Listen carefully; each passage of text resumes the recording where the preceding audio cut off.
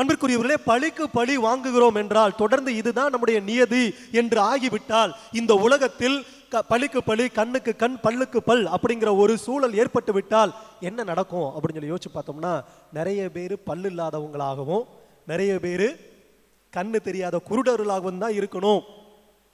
எனவே தாவீது தேர்ந்து கொண்டதை போல நான் ஆண்டவருடைய அபிஷேகம் செய்யப்பட்ட ஒருத்தர் மீது கை வைக்க மாட்டேன். அவ்வாறு கை வைத்தேன் என்றால் நான் பாவ பழியை சுமந்தவனாக எப்போதும் இருப்பேன்.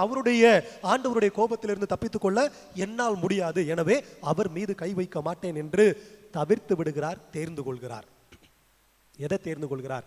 இரக்கத்தை தேர்ந்து கொள்கிறார், மன்னிப்பை தேர்ந்து கொள்கிறார். அதனால கடவுள் அவரை ஆசீர்வதித்து மன்னனாக உயர்த்தி, யாரு கொள்ள வேண்டும் என்று துடித்துக் கொண்டிருந்தாரோ அந்த நாட்டை அவருக்கு பரிசாக கொடுத்து அவர் மூலமாக ஒரு பெரிய சாம்ராஜ்யத்தை கடவுள் உருவாக்குகிறார்.